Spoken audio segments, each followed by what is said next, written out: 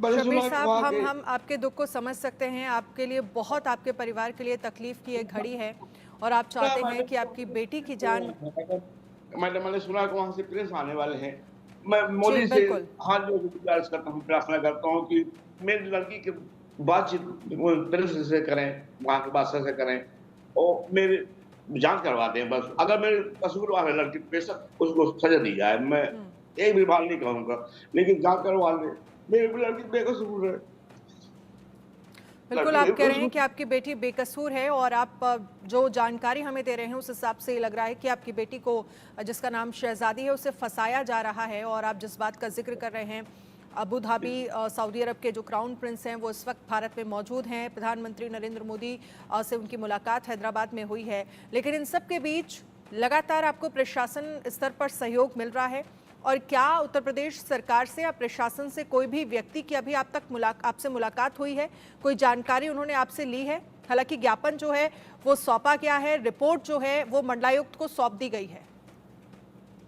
Madam sir, मैं यही तो मुझे अफ़सोस है कि जुलाई में 15 जुलाई को एफआईआर 4 लोगों के नाम हो गई थी न्यायालय के आदेश के अनुसार मटौन थाने में। लेकिन आज तक पुलिस ने कुछ भी नहीं किया। अब सोच सकते हैं कि आज 9 तारीख है, पिछले पूरा अगस्त निकल गया, जुलाई भी नि जुलाई जुलाई भी निकल गई और पूरा अगस्त निकल गया। ये 9 आज तक मुझसे किसी ने संपर्क नहीं साधा आपकी तरफ से कोई और पहल की गई थी? पुलिस को किसी तरह की कोई शिकायत, आपने कंप्लेन या कोई एफआईआर आपने दर्ज कराई थी इस मामले को लेकर, आपकी बेटी को लेकर? जो पहले वहां पर प्रताड़ित किया जाता रहा, फिर एक घर में नौकरानी के रूप में आपकी बेटी को रख दिया गया, बेबी सिटर के रूप में रखा गया, फिर एक बच्चे की जान चली जाती है वहां पर, जो कि आरोप जो है आपकी बेटी पर लगा दिया जाता है। जी, जी मैडम। वहाँ जब तक बच्चा ज़िंदा रहता है तब तक खूब अच्छा चल रहा था। हम्म। और जब बच्चे के मरने के बाद मुझे ऐसा, अब बताती है ना, पहले मुझे लगता था कि जैसे इधर-उधर करके बात करती थी मेरी लड़की, तो मैंने कहा क्या बात है कुछ? तो वो कहता कुछ नहीं, वो बहाना कर देती थी। अब वो बताती है कि 2 लोग एक एक एक इधर, एक इधर, खड़े होके बात कराया करते थे और बात करने के बाद मेरा मोबाइल छीन लेते थे। हम्म। मैं कब तुम्हें बताती कि मुझे ये यातना प्रताड़ना कर रहे हैं। मैं मैं मजबूर थी कि हम्म। अब वो बता रही है, अब मैं बस उसे नहीं बता पाया। वो हम्म। अकेली थी, उसके कब्जे में थी मैडम, अकेले, उसका कोई सुनाई करने वाला नहीं था, उसका कोई साथ देने वाला नहीं था मैडम। वो अकेली 70% जली हुई है मैडम, वो विकलांग है, उसको बचा लीजिए सब मिलके। बेकसूर है मैडम, वो बेकसूर है लड़की। बिल्कुल शब्बीर जी, देखिए, आपका दुख हम समझ सकते हैं और सिर्फ हम ही नहीं, पूरा भारत देश और जो लोग आपको सुने वो सभी आपके साथ इस दुख की घड़ी में, इस तकलीफ की घड़ी में आपके साथ हैं।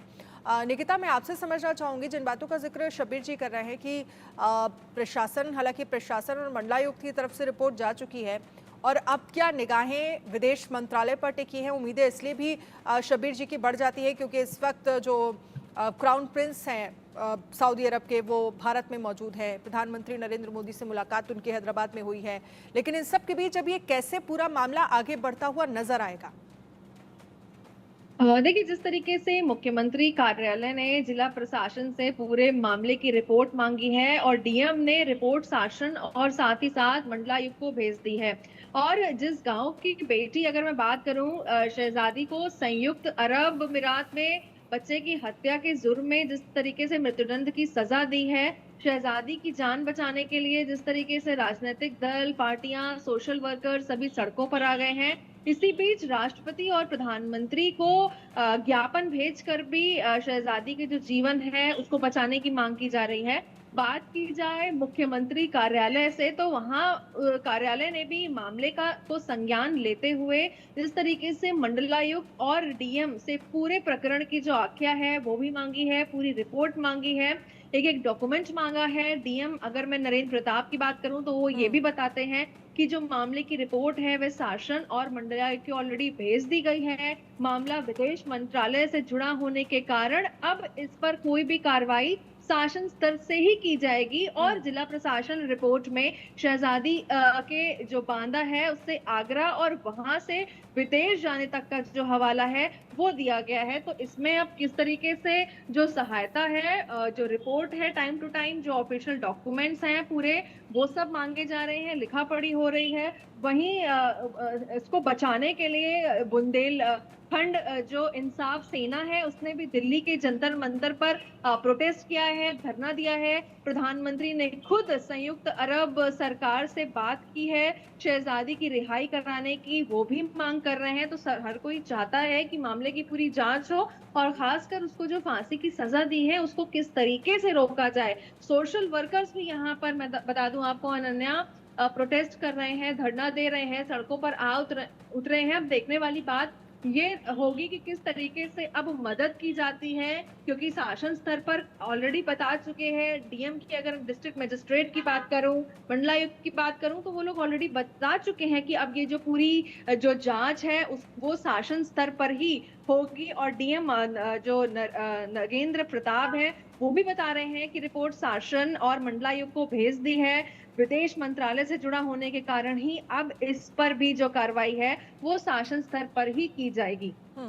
ठीक है, शासन स्तर पर इस मामले को लेकर कार्रवाई होगी। लेकिन शब्बीर जी, जो कि शहजादी के पिता हैं, वो जिन बातों का जिक्र कर रहे हैं, वो कह रहे हैं कि वहाँ पर जो बच्चे की डेड बॉडी है उसका पोस्टमार्टम होना चाहिए। तो क्या कानूनी तौर पर या कानून के जानकार ये मानते हैं तो किसी तरह का ऑप्शन जो है वहाँ पर शहजादी की तरफ से अगर हम देखें तो वहाँ की कोर्ट में अपील कर सकते हैं, या इस तरह का कोई भी ऑप्शन क्या बचता है कानूनी तौर पर अगर हम समझें तो? देखिए, बात अगर जान बचाने की है तो यहाँ पर जिस तरीके से सरकार की अगर मैं बात करूं, मुख्यमंत्री कार्यालय की बात करूं, साथ ही अब खुद इसमें प्रधानमंत्री भी शामिल हैं। अब ऐसे कई ऑप्शंस देखे जा रहे हैं कि कैसे भी करके सही तौर पर सही एविडेंसेस के साथ किस तरीके से उसकी जान बचाई जा सके। पोस्टमार्टम की मांग जरूर की गई है क्योंकि एक इमोशनल फैक्टर है। जिस तरीके से हम सभी अभी उनके फादर को सुन रहे थे, काफी इमोशनल हो गए हैं, आखिर उनकी बच्ची का सवाल है। लेकिन यहाँ पर सरकार भी भरपूर प्रयास कर रही है। नन्हे, आप देखने वाली बात ये होगी कि लीगल तौर पर आखिर क्या कुछ ऐसी कार्रवाई की जाए जिससे कहीं ना कहीं ऑन अ पॉजिटिव फ्रंट इस पूरे मामले को, इस पूरी जो सजा है उसको रोका जा सके और उसकी जान बच सके। शब्बीर जी, आपने हमारी संवाददाता निकिता को सुना और उनकी तरफ से जो जानकारी दी गई है, मुझे लगता है कि आपको संतुष्टि ज़रूर मिली होगी, क्योंकि जिस लेवल पर इस पूरे मामले को लेकर सरकार देख रही है और जिस लेवल पर जाकर कार्रवाई या इस पूरे मामले को समझा जा सकता है, मैं चाहूँगी कि आप सरकार से, प्रधानमंत्री नरेंद्र मोदी से, उत्तर प्रदेश के सीएम योगी आदित्यनाथ से क्या गुहार लगाना चाहते हैं अपनी बेटी शहजादी की सज़ा को लेकर?